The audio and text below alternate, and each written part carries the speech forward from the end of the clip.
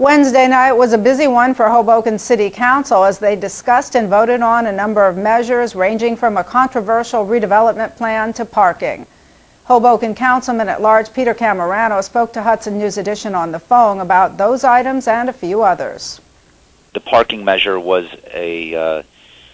question on whether or not to raise a number of rates and fees and fines for a variety of parking violations,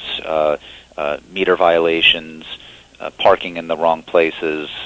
alternate side parking type of violations, and they raised a number of those tickets and fines and fees that are associated with those violations by, $10, $25. It just added a percentage to each one, and that was passed as part of a package negotiation that was done between our council president, Nino Giacchi, and the state fiscal control officer, Judy Tripodi, in order to have the increase in the parking permit stickers that had gone up recently come back down again. So basically, Council President Giacchi wanted to have the fines and fees increased, but then see the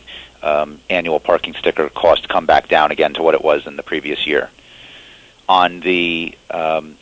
area in need of redevelopment designation, it was a question of whether or not to submit a request for a preliminary investigation to be done at the planning board, the Hoboken Planning Board, to determine whether or not there was a area in need of redevelopment that consists of about 8 blocks in the far north end of town near the viaducts that lead Park and Willow between Hoboken and Weehawken. The measure was, there was a motion to table the measure, whether or not to ask the planning board to do that preliminary investigation, and the vote to table it passed by a vote of 6-3.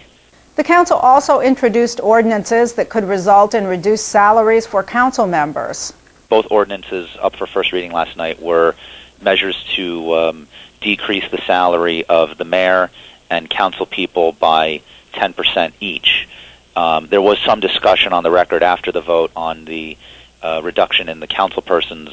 salaries, in particular,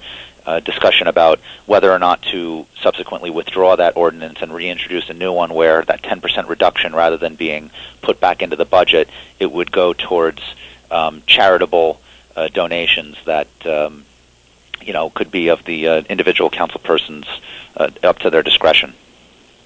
And we'll see whether that happens. The salary ordinances will be taken up again at the next council meeting on February 18th.